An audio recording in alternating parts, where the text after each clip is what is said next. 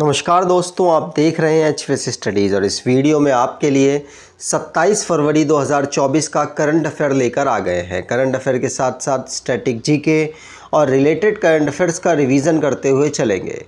अगर आप इस चैनल पर पहली बार आए हो तो चैनल को सब्सक्राइब कर लीजिएगा। वीडियो अच्छी लगे तो वीडियो लाइक करके ज़रूर जाइएगा। लास्ट में आपके लिए क्विज़ रखा है, उस क्विज़ को ज़रूर सॉल्व कीजिएगा। चलिए बात करते हैं लास्ट डे के क्विज़ की।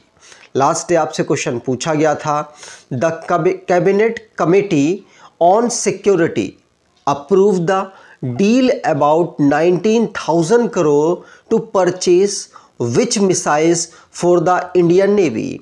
तो सुरक्षा पर कैबिनेट समिति ने भारतीय नौसेना के लिए कौन सी मिसाइलें खरीदने के सौदे को मंजूरी दी है। तो ब्रह्मोस मिसाइल को खरीदने की यहाँ मंजूरी दी गई और अब ये Indian navy, Indian army, Indian air force तीनों को ये प्राप्त होगी, क्योंकि इसका तीनों तरीके से सक्सेसफुल टेस्ट किया जा चुका है।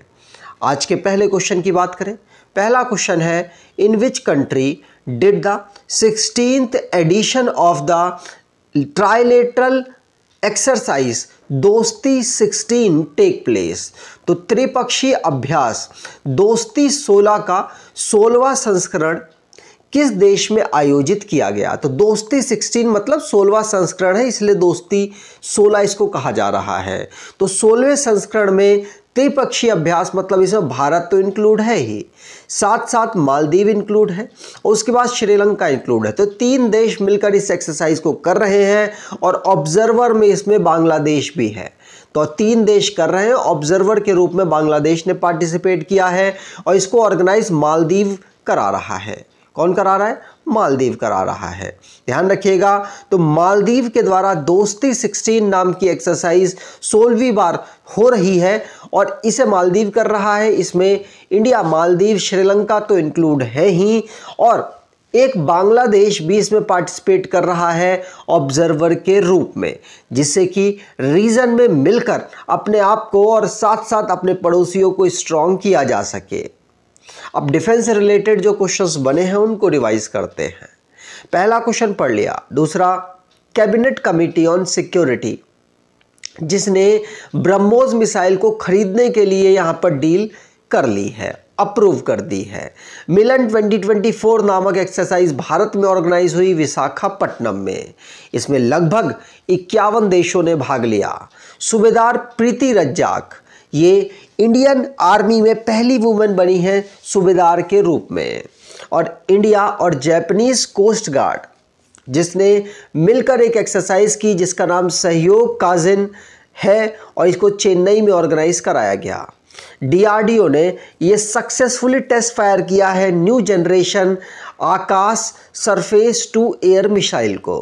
और इंडियन एयरफोर्स ने इंडियन आर्म फोर्स को, आर्म में तीनों आ जाते हैं, नेवी और जो भी हमारी थल सेना है और साथ साथ वायुसेना है, इसमें गोल्डन आउल अवार्ड इनको मिला है श्रीलंका के द्वारा वहाँ के परफॉर्मेंस के लिए। और जो आकाश एयर डिफेंस मिसाइल सिस्टम है, इसका अस्त्र शक्ति 2023 में भी डीआरडीओ ने इसको सक्सेसफुली टेस्ट किया था।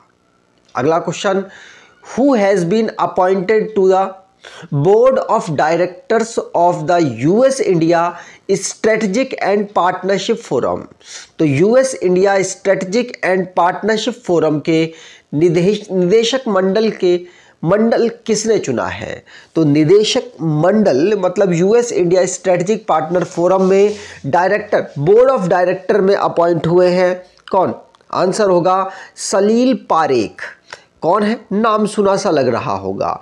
सलील पारेख ये सीईओ और मैनेजिंग डायरेक्टर है इन्फोसिस में। इन्फोसिस आपको पता है आईटी फील्ड की सबसे बड़ी कंपनियों में से एक है भारत में और उसी के सीईओ और एमडी इस समय पर सलील पारेख है। ये सलील पारेख है जो कि US India strategic partnership forum में बोर्ड ऑफ डायरेक्टर्स में नियुक्त हुए हैं। अब अपॉइंटमेंट से रिलेटेड जो क्वेश्चंस बने हैं उनको रिवाइज करते हैं। पहला क्वेश्चन पढ़ लिया। दूसरा, एएस राजीव जो कि विजिलेंस कमिश्नर अपॉइंट हुए हैं सेंट्रल विजिलेंस कमीशन में। और लेफ्टिनेंट जनरल उपेंद्र द्विवेदी ये डिप्टी चीफ बने हैं इंडियन आर्मी में। बीजेपी के लीडर हैं नंदकिशोर यादव, ये बिहार असेंबली में स्पीकर बने हैं। वरुण घोष पहले सीनेटर बने हैं जिन्होंने ओथ ली है भगवत गीता की ऑस्ट्रेलियन पार्लियामेंट में। नवीन तहलियानी ये सीईओ और एमडी बने हैं टाटा डिजिटल के, जो कि ई कॉमर्स यूनिट है टाटा ग्रुप की। एशियन डेवलपमेंट बैंक भारत के लिए मियो ओका नई डायरेक्टर बनी है। जस्टिस रितु बेहरी ये पहली वुमेन चीफ जस्टिस बनी है उत्तराखंड हाई कोर्ट की। अगर आपको ई बुक परचेज करना चाहते हैं तो डिस्क्रिप्शन बॉक्स में लिंक है, वहां से ई बुक परचेज कर सकते हैं। अगला question, which organization has provided a 23 million US dollar loan for the fintech advancement in Gujarat. तो किस संगठन ने गुजरात में फिनटेक उन्नति के लिए 23 मिलियन US डॉलर का ऋण प्रदान किया है? तो ये प्रदान किया है किसने? एशियन डेवलपमेंट बैंक ने। और एशियन डेवलपमेंट बैंक भारत और साथ साथ एशिया के विकास के लिए फाइनेंशियल असिस्ट प्रोवाइड करता है। उसी के प्रोसेस में यहाँ पर गुजरात जो गिफ्ट सिटी है वहाँ पर एजुकेशन, रिसर्च और इनोवेशन के लिए यहाँ पर लोन प्रोवाइड किया गया 23 मिलियन US डॉलर का। ध्यान रखिएगा, पूछा जाएगा। आगे बात करें, अगला question, when is the foundation day of Mizoram celebrated? तो मिजोरम का स्थापना दिवस कब मनाया जाता है? मिजोरम का स्थापना दिवस 20 फरवरी को ऑब्जर्व होता है। 20 फरवरी को हम मिजोरम फाउंडेशन डे के रूप में ऑब्जर्व करते हैं। इस बार ये 37वें नंबर का ऑब्जर्व हो रहा है 2024 में। अगर बात करें नॉर्थ ईस्ट के कुछ स्टेट्स के अलावा, जैसे मिजोरम है, मिजोरम के अलावा असम, मिजोरम और दूसरे जो स्टेट्स हैं अब वो असम से टूटकर अलग हुए थे। ये 1972 में मिजोरम भी असम से अलग हुआ और यूनियन टेरिटरी बनाया गया, लेकिन इसको राज्य के रूप में 20 फरवरी 1987 या 20 फरवरी 1987 को मिजोरम को स्टेट के रूप में 23rd स्टेट के रूप में इसे डेवलप किया गया और नॉर्थ ईस्टर्न स्टेट के रूप में ये बना और 7 सिस्टर के अंतर्गत ही आता है। यहाँ पर इसके चीफ मिनिस्टर इस समय पर लालदुहोमा है। आइजॉल यहाँ की कैपिटल है। गवर्नर हरि बाबू कंबपति हैं। नेबर स्टेट की बात करें तो मणिपुर, असम और त्रिपुरा है। नेबर कंट्रीज की बात करें तो म्यांमार और बांग्लादेश के साथ इसकी बाउंड्री टच होती है और कर्क रेखा भी इससे गुजरती है, आपको पता होगा। भारत, अच्छा चलिए ये आप क्वेश्चन बताइए, जो हमारी कर्क रेखा है जिसको कैंसर ऑफ कॉप्रिकॉर्न कहते हैं, ये कितने राज्यों से होकर भारत में गुजरती है? कमेंट बॉक्स में बताइएगा।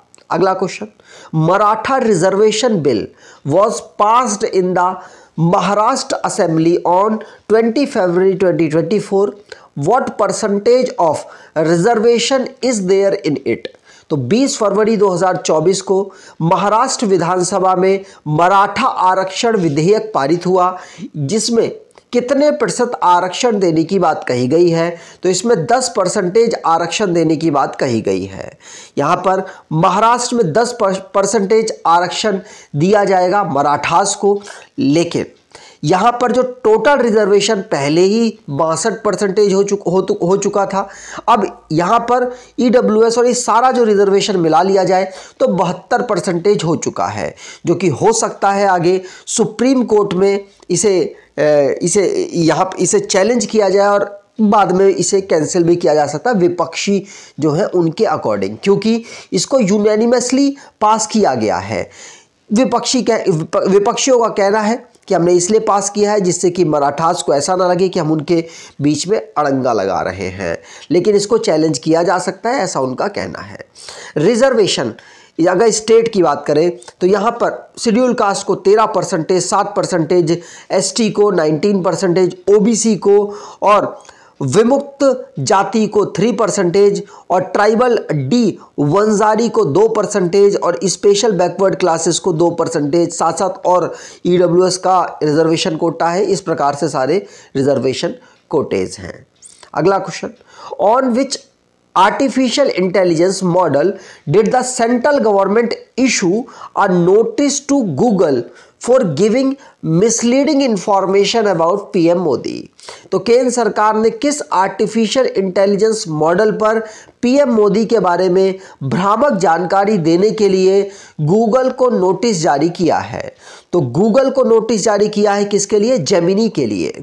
जेमिनी जो कि गूगल के द्वारा डेवलप्ड एक आर्टिफिशियल इंटेलिजेंस प्लेटफॉर्म है और इसने अभी रिसेंटली में मोदी जी के बारे में एक गलत स्टेटमेंट दिया था कि क्या मोदी जी फेमिनिस्ट हैं। तो कुछ लोग इसने यहाँ पर इसका जवाब दिया कि कुछ लोगों के अकॉर्डिंग, भारत के कुछ लोगों के अकॉर्डिंग मोदी जी फेमिनिस्ट है, फांसीवादी हैं।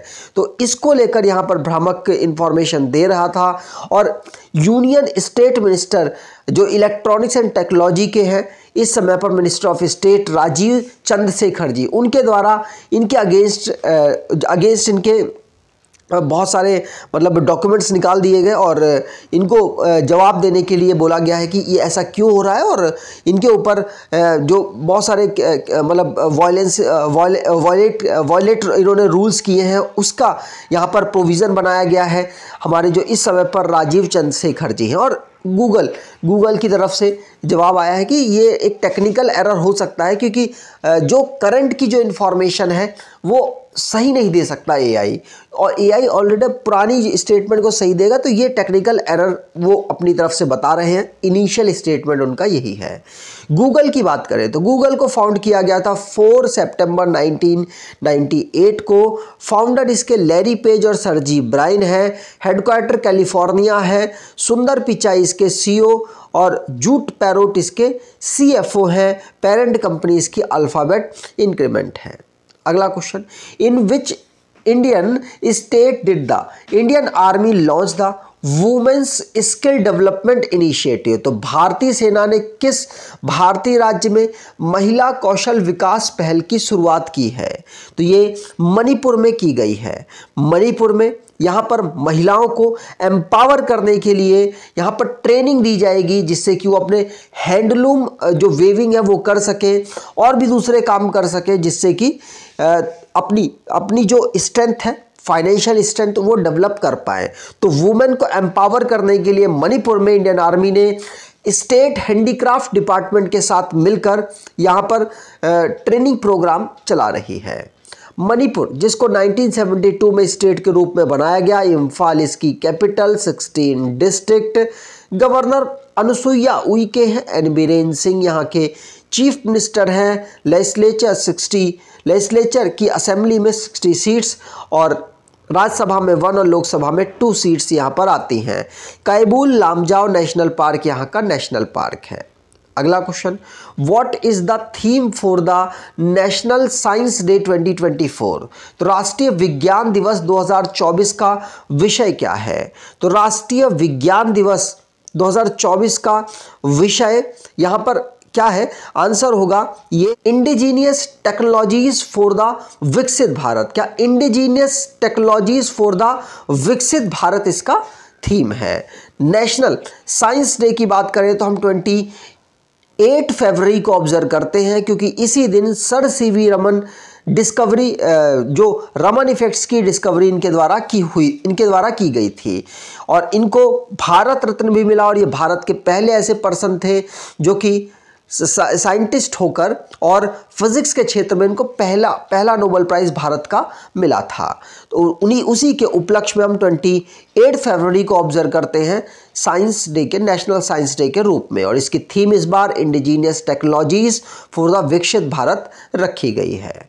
अगला question, navigate Bharat portal recently seen in the news is launch by which ministry? तो नेविगेट भारत पोर्टल जो हाल ही में समाचारों में देखा गया, किस मंत्रालय द्वारा लॉन्च किया गया है? तो ये लॉन्च किया गया है ministry of information and broadcasting के द्वारा। ये क्या है? तो ये एक प्रकार का ऐसा सिस्टम है जिसमें हम गवर्नमेंट के द्वारा जो भी जो भी एक यूनिफाइड गेटवे प्रोवाइड कराया गया जिससे कि गवर्नमेंट से रिलेटेड जो वीडियोस हैं उनको वहाँ पर एक जगह डाल दिया जाएगा, जिससे कि सिटीजन्स आसानी से उन वीडियोस को, वेरीफाई वीडियोस को सर्च कर सके और अपने रिलेटेड कंटेंट को वहाँ पर देख सके। साथ साथ यहाँ पर इस प्लेटफॉर्म के माध्यम से यूज़र को इंटरेक्टिव मीडियम देने की कोशिश की जाएगी, और साथ साथ यहाँ पर जो मीडिया है और पब्लिक है उनके लिए एक रिलायबल सोर्स के रूप में ये बनकर उभरेगा। अगला question, when is the foundation day of Arunachal Pradesh celebrated? तो अरुणाचल प्रदेश का स्थापना दिवस कब मनाया जाता है? अरुणाचल प्रदेश का स्थापना दिवस 20 फरवरी को ही ऑब्जर्व होता है। तो अरुणाचल प्रदेश भी 20 फरवरी 1972 को नॉर्थ ईस्ट का एक नया स्टार्टिंग में यूनियन टेरिटरी बना और उसके बाद नया स्टेट 1987 में बना। ईटानगर इसकी कैपिटल। चीफ मिनिस्टर इस समय पर पेमा खांडू हैं। कलराज मिश्र यहाँ के गवर्नर। नेबर कंट्रीज 3 हैं, कौन सी? भूटान और चाइना, तिब्बत तो एक ही है, और म्यांमार। 3 कंट्रीज इसकी नेबर हैं और आसाम इसका नेबरिंग स्टेट है। आगे बात करें, अब लास्ट डे के करंट अफेयर्स को रिवाइज करें तो ब्रह्मोस को कैबिनेट ने अप्रूव कर दिया है खरीदने के लिए और इसको परचेज आगे इंडियन नेवी के लिए किया जाएगा।